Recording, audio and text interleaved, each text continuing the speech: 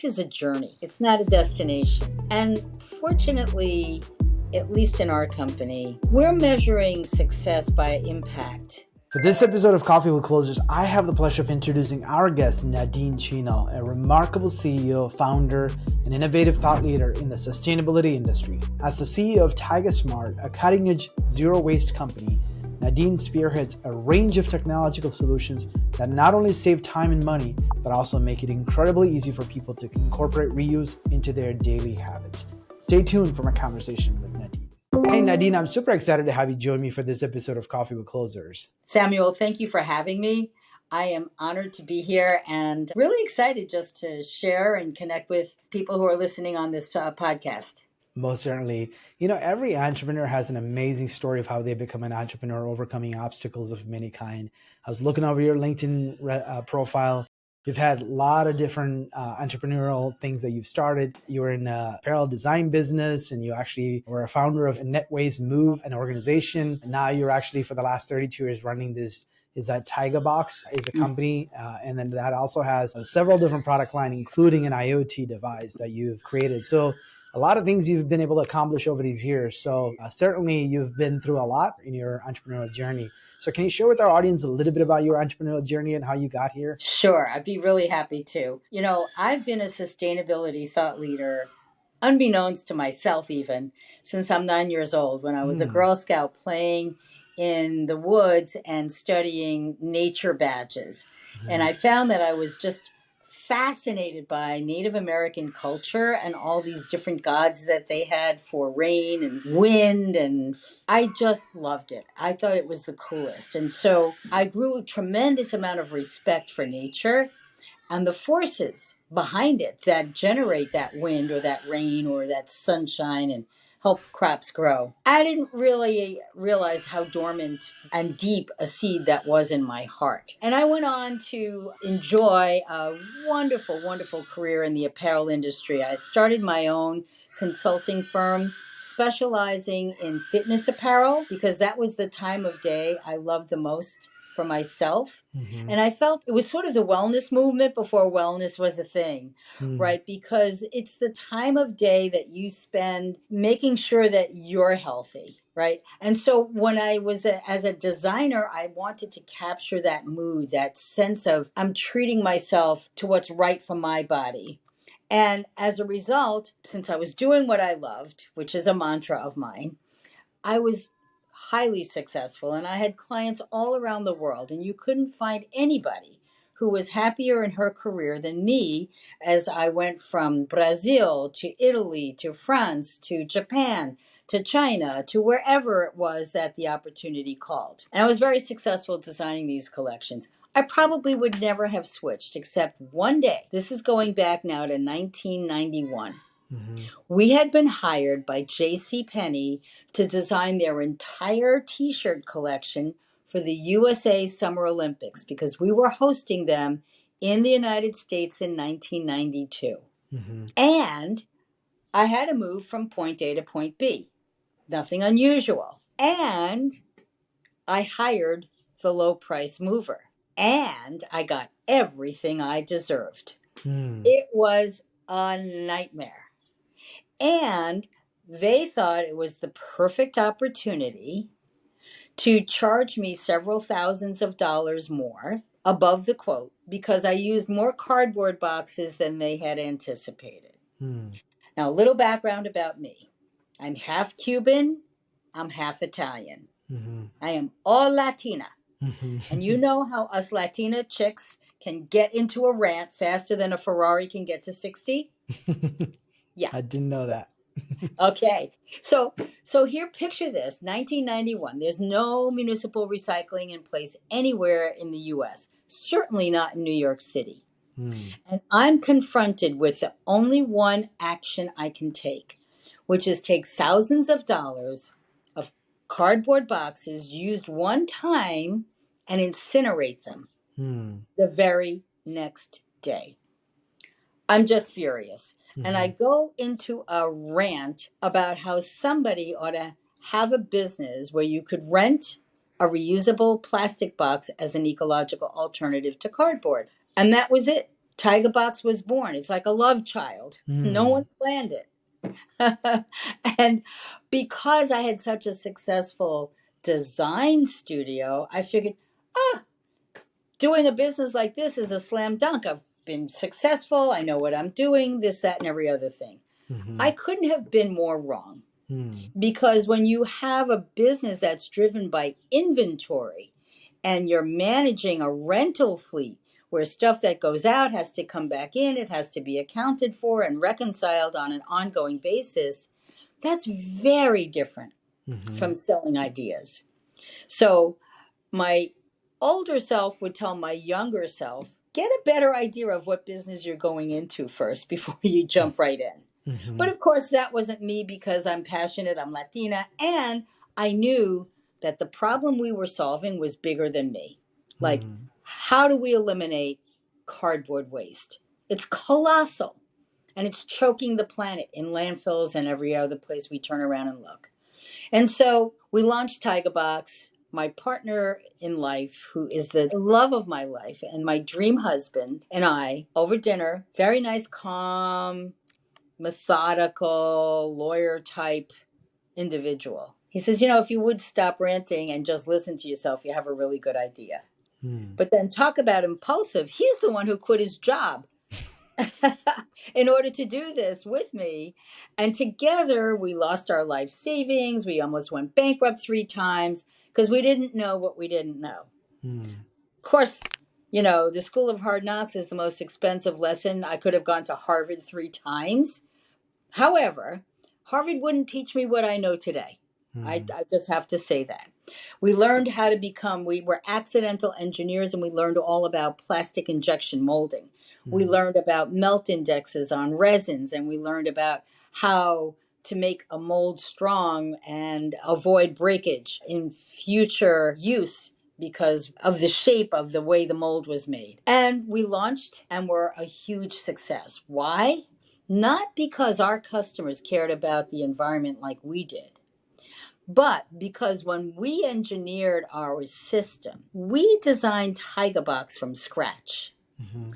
And we engineered it so that at the time, picture 1991, in offices throughout America, the 5-drawer lateral filing cabinet was king, right?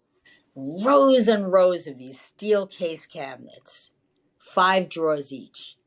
And with the traditional cardboard box, because you can only stack cardboard 3 high, because if you go higher than that, the bottom box starts crushing.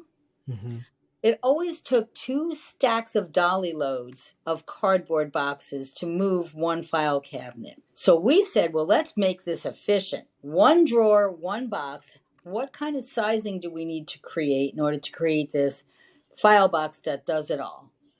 And so we made our boxes longer and lower than cardboard, so we could stack 5 high and take out an entire file drawer in a single stack. That insight was transformative. Why? Because we could get 40% more contents on every single dolly load, reducing the number of dollies, elevator trips, truckloads, and labor to do a Tyga Box move. So AT&T was our first customer. They rented 8,000 untested Tyga Boxes to move their laboratories in New Jersey as they were separating Lucent Technologies from Bell Labs from AT&T. Who knew? Here's the stats, and this is why we were so successful disrupting the industry. And this was my earliest lesson as a sustainability thought leader and impact inventor. The original estimate for cardboard boxes to AT&T was $243,000. We substituted only one thing on the job. We substituted Tyga boxes for cardboard boxes. The actual move came to $148,000. You do not need to care about the environment to love that number. And so we learned quickly that because we could save the green in the wallet of the facilities manager, because we could reduce time of move labor and get their employees back to work faster, it was easy to disrupt that market. Movers hated us initially. I almost felt like we needed a witness protection program because we were cutting into mover hours and they were not happy with us. And at the same time, I'm a big believer in that efficiency compels markets. Mm-hmm. And it really doesn't even matter anymore. My personality, the other guy's personality. At the end of the day, a reusable tote system, moving system is simply more efficient than a cardboard box will ever be. End of story. And because of the efficiency of our system, we compelled the market. We disrupted it to the point where today few commercial moves are made in cardboard boxes of any large size. I mean, yeah, you got your 5 people moving here, 10 people moving there. They're not going to rent any boxes from us or any of our competitors. But from large relocations, nobody does it in a cardboard box anymore. And here's something about reuse that we learned along the way. I knew it was a powerful principle. I didn't know how powerful. Mm-hmm. Not only have we saved our customers literally hundreds of millions of dollars in reduced moving costs, we've eliminated well over 3.5 billion boxes from landfill, and we've saved over 65 million trees from senseless destruction. And that all comes from the power of reuse. And in this case, it's reusing a niche box in a niche market. So I'm going to fast forward to after the pandemic, because during the pandemic, everybody had plenty of time to think about something new. Mm-hmm. And we did. We kept thinking about if we could accomplish that with a niche box in a niche market, what about all the corporate furniture that's out there? That's way more furniture than there are Tyga boxes. Mm-hmm. And we do know, because we're in that world, that a lot of companies treat their furniture like fast fashion. 3 years, we need new colors. Oh, we're designing, we're doing this over again, and so forth. Even though the furniture has a 10 to 20-year lifespan, it's being discarded after 3, 4, 2 years, whatever. Less than 20% of its useful life is actually used, or 30%, whatever the number is. It doesn't matter.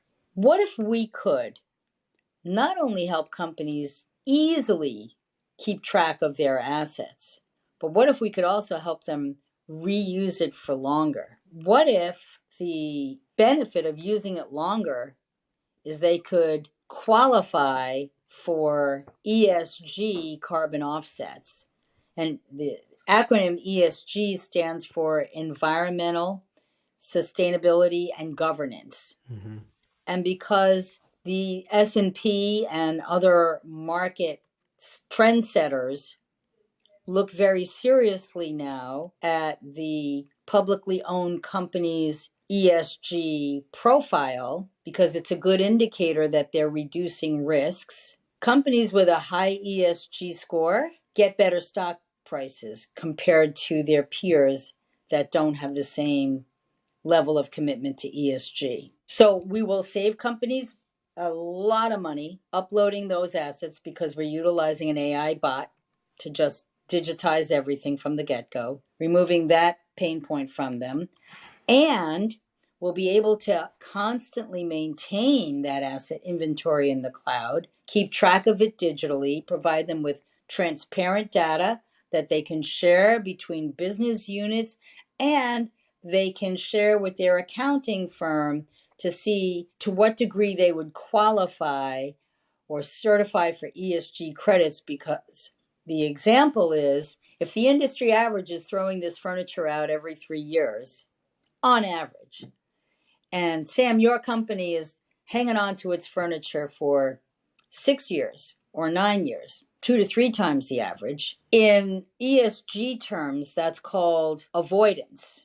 You're avoiding triggering the supply chain to make new furniture assets, right? Mm-hmm. And because every asset of furniture has a carbon footprint, right? You could use those carbon footprints that you didn't cause to improve your ESG rating. Mm-hmm. And so that's the end goal of our mission, to make reuse a daily habit and digitally make it possible for companies to manage it, keep track of it, and do good for their wallet as well as the environment. Yeah, a lot of good nuggets there. Obviously, you've, like you said, you started in the design world. You had this contract with JCPenney. You jumped into. You had to move, and you learned this big lessons about how much wastage is there with the brown, cardboard boxes, and which gave you a business idea. Then you got into that business, and you said you learned about engineering, product design, plastic manufacturing, all of those things, and even just a completely different business model, which is essentially if you're in the rental business, like you said, it's not just an inventory you bring and you sell once and collect the cash. You actually have to recover it back, maintain it, reuse. I mean, that's just a completely different business model, right? Like you said, going from selling an idea and service or a product to actually renting a completely different model. And then from there on, you also continue to innovate as a company. And now you're actually, like you said, you're creating an IoT product that actually is driven by AI technology. It's crazy how you continue to find really innovative ways of problem solving. So for all the accomplishments that you have, right, you've started multiple companies, you've designed products, you've launched a couple of these organizations and successfully grown them and have sustained multiple downturn in economy. And even during COVID, right, you survived those downturns as well. Of all the things, what's one thing that you're super proud of from your accomplishment? My team. Mm-hmm. Yeah, I love my team. I think that, for myself, what I love about myself is my endless curiosity Mm-hmm. to keep learning. For my team, what I love the most is providing the opportunities for them to grow Mm-hmm. and see them seize those opportunities and accomplish things they never thought they could do. Mm-hmm. And I'll give you a perfect example. The other day, my friend says to me, "Hey, you got to try this video maker called Pictory, right?" Mm-hmm. And I was just like, "Yeah, let's go poke around with it. Let's see what happens." We have an upcoming meeting with a fairly large global client, and it was kind of important to come up with something pretty slick. Mm-hmm. And we don't have anything pretty slick. We're a startup. We have Mm-hmm. our iPhone and our Android phones. That's our video equipment. You know what I'm Mm-hmm. saying? So anyway, I said, just check out this thing. So Yona, who's on board with us for several months now, kind of took over the accounting part of the company, which was massively helpful to us. Decides she's so excited about learning marketing and content creation. So she tried it, and you're not going to believe this. Mm-hmm. In 2 days, we had an amazing video that was completely annotated Mm-hmm. and makes the company proud. It Mm-hmm. presents our products and explains them in such a way that my 96-year-old mom could understand. All that with technology. And when I asked her, "How do you feel? Did you ever imagine you could do this 2 days ago?" Her eyes just like lit up wide open. It's like, Mm-hmm. never. And so it's like, that's the power of curiosity. Mm-hmm. How could we do this?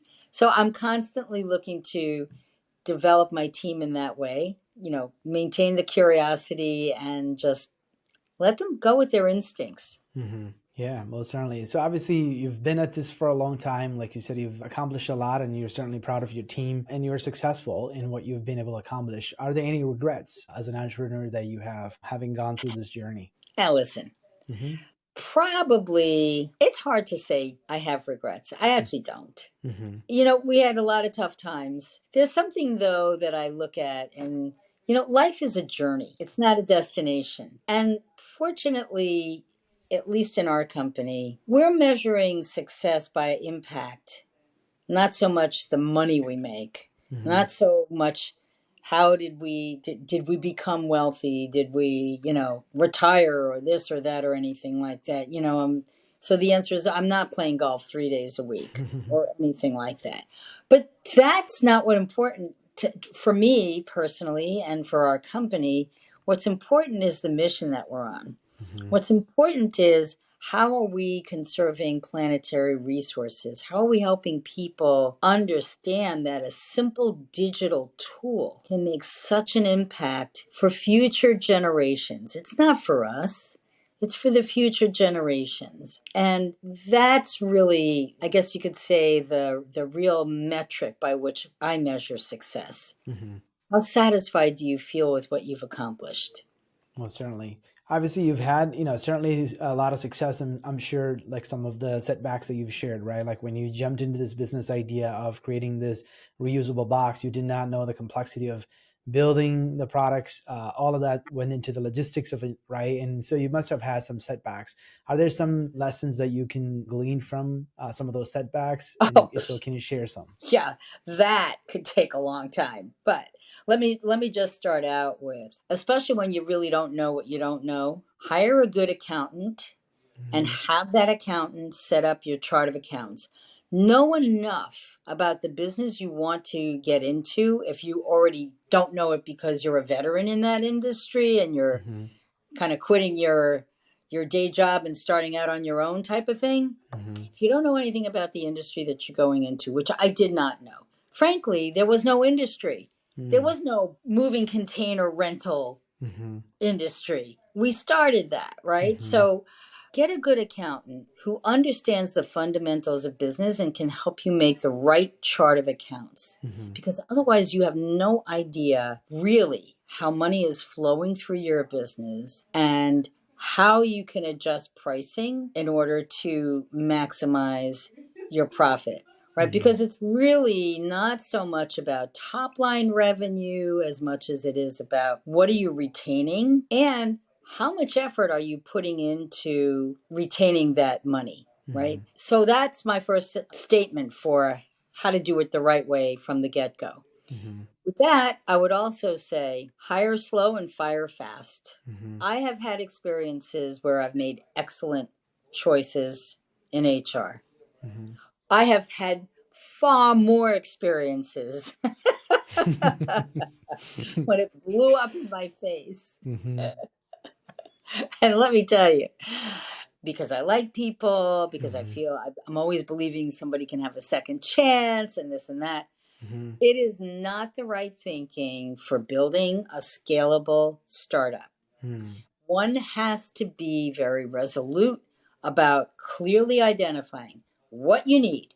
And if the person who you interviewed doesn't show up on the job, Mm-hmm. it is beyond 30 days. If you still have misgivings, you're throwing your money away. That's how I feel. It's a great point. Yeah, I mean, obviously, I'm sure you have some more advices there, but obviously, what are some of the lessons about human nature you learn from being an entrepreneur? Because you have, like you said, employee relationships, you have vendor relationships, you have customer relationships, all kinds of personality types, all kinds of temperaments. What are some observations you have about human beings in general from having worked with so many people over these years? I think it's the role of a leader to actually understand the personality they're talking to, and it's my responsibility to speak into your listening. It's my responsibility to speak into their listening. Mm-hmm. So Sam, you've been very inviting, you've been very encouraging. I find it easy and natural to communicate with you. You could be an entirely different kind of person. And I would need to just, pause for a few seconds and kind of understand in general the way you like to receive information. Mm-hmm. Are you the big picture person? Are you the detail person? Are you the one who just needs two or three sentences and you got the idea? Mm-hmm. Are you somebody who needs a more complete step by step sequence? Mm-hmm. If I'm not sensitive and you need step by step sequence and I just give you the big picture and I think everything is fine, you Mm-hmm. know it's going to blow up. Mm-hmm.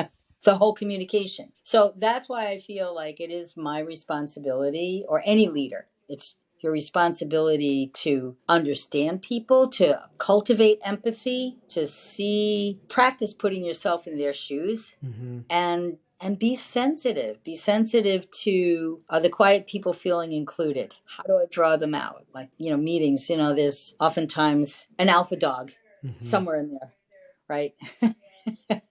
Somebody who's very reticent and quiet. What is the leader? In order to get, we talk a lot about DEI, right? Mm-hmm. Diversity, equity, and inclusion. I Mm-hmm. like to think in terms of DEIB, and the B stands for belonging. Mm-hmm. And I see this so important, particularly in the communication climate that exists today. Mm-hmm. On top of that, though, think about it from another perspective. What about diversity of ideas? Mm-hmm. Right? It's only the people are speaking them, but there's a fundamental respect that needs to be cultivated within an organization that Ideas are to be heard. Mm-hmm. There's really no such thing as a bad idea. It may turn out to be quite impractical Mm-hmm. and get tossed like 98% of the other ideas that get tossed, right? Mm-hmm. But the purpose of generating ideas is because you never know as you keep regenerating. And I want to say regenerative AI is not unlike the way we think. Mm-hmm. Everybody's applauding AI, but let's applaud ourselves as humans. We think this way, Mm-hmm. right? Let's allow ourselves to be gracious and accepting and grateful for the iterations that we can create around ideas, Mm-hmm. even when bad idea, well, they're not bad ideas, but even when outrageous ideas are proposed. Mm-hmm. Most certainly. So you've shared a lot of things about leadership. You said like a leadership as an entrepreneur, right? Knowing your numbers, having, doing some of those things, right? In terms of making sure that the foundational things are taken care of, making sure that you're hiring the right people and getting rid of them fast if they're not a good fit, and having that emotional intelligence to really read the people who you are selling to or even servicing or even working with, and seeing what they are, and giving people an opportunity to open up and share and not be shut down because other people who are pretty dominant in the room just takes up the center stage and won't give people an opportunity to share their ideas. There's a lot of that there. How many of those skills did you say you had to develop? And are there other leadership skills that you've kind of said, oh, I didn't have that skill, I have to build it, right? Like I think we entrepreneurs don't realize some of those skills that would require to build a company, right? A lot of times it's just all you think is, oh, I just got a product idea, I can go build a company, but it's not. There's a lot more Oh, other leadership skills that is, that you need to build, right? That is not sometimes natural for most people. oh my gosh, have you touched on a big topic? We would have Mm-hmm. to have another interview on that. But let me just say very, very briefly, I'm probably in a different age bracket than most entrepreneurs you speak to. As a boomer, I was born in 1950, so you don't have to do the math. I'm 73 years old. Mm-hmm. Now, when I was growing up and my dad ran his own business, my dad was in the Korean War, came back. You have to think of Dwight Eisenhower, the fabulous president, was a general. And at that time, the modus operandi for leadership was command and control. Mm-hmm. The leader spoke and everybody else followed. Mm-hmm. There was no such thing as empathy. There was no such thing as collaboration. There was no such thing as consulting with anyone else. Leaders were a pretty lonely lone wolf bunch. Mm-hmm. That's the model I grew up with. So you want to know what I had to kind of like learn and adapt as a skill set? Outside of my natural curiosity and kindness, I had to deconstruct my whole mind and reconstruct it again so that I could be an effective leader. Because again, what our mission is, making reuse a daily habit, is far bigger than me. And I know my purpose in Mm-hmm. this world, on this earth, and that is to help organizations treat the planet with more respect Mm-hmm. and preserve this extraordinary life experience for future generations Mm-hmm. and not give them a hothouse that they're going to fry in or a tornado whipped globe where they can't find shelter anywhere because it's one sandstorm after another. Don't you want your great grandkids to go play in the ocean and it's not boiling hot? Like, you know what I'm saying? It's just Mm-hmm. like, so that's what I learned from the Native Americans. Their philosophy was take what you need, leave the rest, and make sure that your actions ensure the next 7 generations Mm-hmm. of prosperity. That is really the kernel and the essence of my thought leadership as a sustainability human, I Mm-hmm. guess you could say, right? Yeah, Mm-hmm.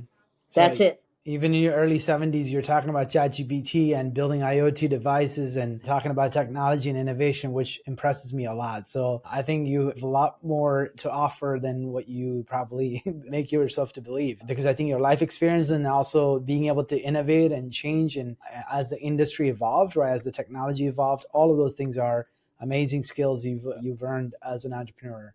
And like you said, I think I have a question as a follow up to what you said. I think there were, yes, those leaders, especially in those early 60s and 70s, right?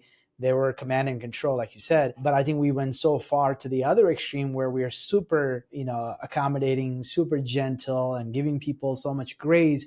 And have we created a total following of people, both in the workplace and even in our own families, that are just not strong enough to stand against hardship and challenges? And do you feel that is a challenge that we're facing today? Because it's the other extreme, right? Because we've given so much grace to people and giving them participation trophies and and a lot of recognition and affirmation and whatever you want to call it, right? Where I'm similar to, I'm in my early 40s, and my parents never, gave me an explanation for why they told you to do something. You just had to do it, and that was it. And so I'm curious to hear your take on, having seen the both extreme today, right? Like you've kind of seen that. So what are your thoughts on that? My thoughts is it has gone quite far in the other extreme, and yet there's something to ponder, right? Mm-hmm. I'm a big believer in reverse mentoring. I love hosting New York City high school kids, and they're 15, 16, and 17.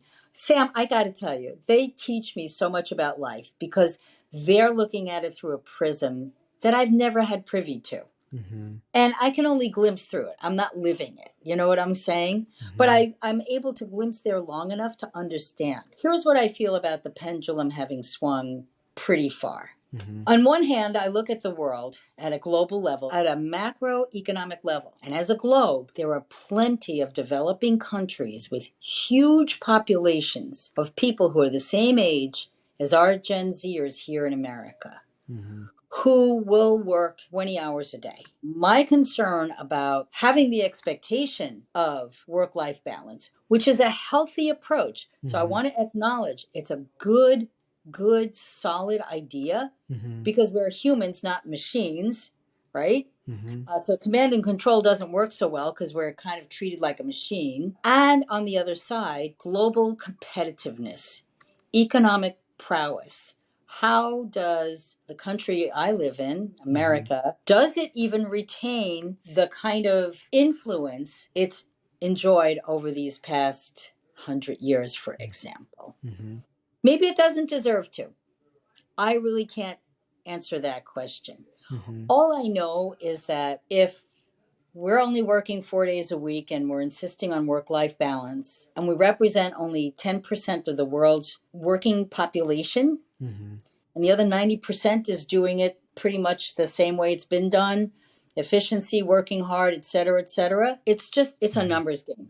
Mm-hmm. There's going to be an end point at which the decline is inevitable. And then that maybe is just fine. Maybe that's just the way it's supposed to be. On the other hand, think about it from the perspective of, at this moment, America is still looked up to, and this idea of work-life balance is amazingly appealing. I incorporate it in my own life. I spend more time at the gym now than I ever did before. Why? Because I want my wellness time. What if this idea spreads to the other 90%? And what if we actually just have a healthier human after all is said and done? That could be an extraordinary transformation. So, you know what I'm saying? I think participation trophies are ridiculous. Mm-hmm. But, right? Oh, we had 10 players and you get a trophy because you're number 10. It's like, mm-hmm. No.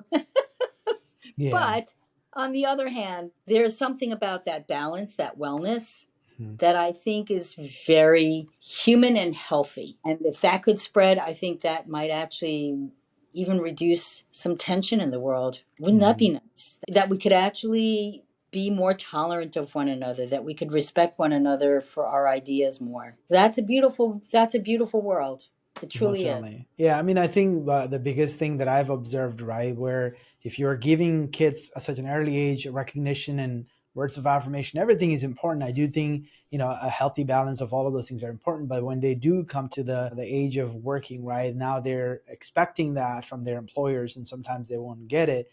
And then all of a sudden they feel defeated. They don't feel like they are valued. and appreciate it, and all of a sudden that it reflects in their work, and then ultimately that affects the company and its output and productivity, like you said, and then the country as a whole is lacking, right? Like the American exceptionalism is losing its steam, right? And we're seeing larger countries, America is only 300 million. There's countries with over 1 billion in population, and a much larger percentage of those people are working. Their output is a lot greater, and they're putting a lot more.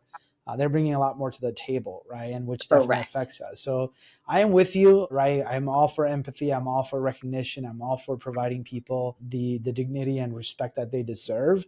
But I do think we've kind of, like you said, went a little bit to the other extreme and have kind of lost some of the values that our great grandparents had and our parents had, for sure. Yeah. And I want to say, just putting in a plug for hard work, Mm-hmm. I think that's healthy too. Because Mm-hmm. unless we're challenging ourselves, if all our work is so easy, then Mm-hmm. how are we growing? Exactly. People give up too easy because I think they don't want a challenge. As soon as it's becoming a challenge, I mean, it's not Instagram, it's not TikTok, right? It's like a 30-second, it's not entertaining enough, and they're already swiping, right? And they're like, that's part of the reason why I do see, like, I'm all for people wanting to move up and find new opportunities, things like that, but they never stay long enough to really put their mark on the ground, right? Whether that be at a job or whether that be at a relationship sometimes, right? And as soon as the things are getting a little heated up, and they're already off the ship and Yep. moved on. So it is certainly not what I think would be healthy for us as a country or individuals. I can sit here and talk to you for hours. There's so many more questions that I had that I wanted to I address, know. and I certainly want to stay within the time frame we had set up. But are there any productivity hack? Obviously, you've been in the entrepreneurial life forever. You've accomplished a lot. You've probably had to have some real good structure in terms of how you get stuff done. Like you said, you have your personal time, you're investing into your health, all of those things. Are there any sort of other productivity hack that you've been able to implement in your life that is probably worthwhile for others to follow? One of the productivity hacks that I have is, it really helps to have a mentor. That's another Mm-hmm. thing. When I grew up, leadership, there was no such thing as mentorship. That was like a completely new idea. Mm-hmm. But I've been blessed that through a matching program, I've been matched with a Harvard professor on strategy and organization. Mm-hmm. And he's both a mentor and an accountability buddy. Mm-hmm. I think those things are really critical, particularly for entrepreneurs, because so many times you're just kind of like riding solo, kind of like going with your intuition and this and that. And listen, you don't have to be accountable to anybody. You switch Mm-hmm. plans. You don't get this thing done. Who's there? Your mother? She's not scolding you, Mm-hmm. right? So it's just like, so I think those things are actually important because they're foundational. And Mm-hmm. by creating certain accountabilities, it gets you to stick to your program a lot more effectively. Mm-hmm. The other thing that I feel is important is to make sure you delegate. Mm-hmm. That oftentimes as entrepreneurs we take on too much. Listen, here was the adage my dad always taught me when he was in business. If you want anything done right, do it yourself. Mm-hmm. You know what? That is the wrong advice. Mm-hmm. Because if you keep doing everything yourself, you know what you're going to always have? A one solo person business. Mm-hmm. Because you have to delegate. You need to trust people. You need Mm-hmm. to support them and train them. Mm-hmm. Delegation is the ultimate hack Mm-hmm. for an entrepreneur. That to me is what says it all. You could do time blocking, you could get this app, you could get that app, but frankly, delegation.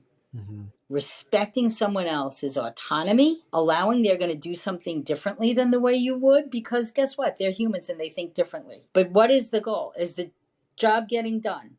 Is it getting done according to the ethics and culture of your company? If the answer to that is yes, delegation, best hack in the world. Mm-hmm. Awesome. 80% done is so much better than 100% not done. Ain't So that the truth? exactly. Knowing what you know today, obviously you've given a lot of advice and spoke from a lot of your own life experiences. Knowing what you know today, what advice would you give your younger self? Get that accountant. Mm-hmm. Get Get them. that accountant in here and stop messing around. This is not a hobby. This is a business. What are you doing? How are you making money? The other thing I would say, and this Mm-hmm. is probably more of a female thing than a male thing, Mm-hmm. I had to undo a lot of what I was taught about a girl's relationship to money. It was very unhealthy, right? You're not supposed to talk about money. So Here I am. I'm the CEO. I'm working with some accounts. I have to give a quote. Entrepreneurs in general tend to underprice their products because they're a little like afraid to ask for money, right? Rather than feeling confident and strong and entitled to, this is an amazing gift I'm giving you. I've made a 360 on that. However, it really got hard when I had to ask for delinquent accounts to pay. So that would be another thing, is get clear on your relationship to money. And it's not like you have to love money or worship it or adore it in any way. And it is important to look at it, though, as it's the oxygen for your company, because without it, you can't do anything. And so looked at it as a vital, essential resource. Asking for oxygen becomes a very different experience in your heart. So that would be another thing besides the accountant. Understand your relationship to money, because you may just want to hire a CFO ultimately, or whoever, and let them watch your money so you could be the inventor or whatever you want to do. Again, going back to what you said about delegation as well, right? Having the right people, the right seat you can delegate to. Nadine, I can sit here and talk to you for hours. I certainly enjoyed our conversation. Thank you so much for sharing your wisdom and life experience with our audience. Thank you. Oh, thank you so much, Sam. This was awesome. Thank you. You've lit up my fire. Appreciate it. This episode of Coffee with Closers is brought to you by OneIMS, a leading digital marketing agency helping businesses win new customers. To request a free marketing ROI audit, please visit oneims.com. If you enjoyed this video, please share it. To make sure you never miss an episode, please subscribe.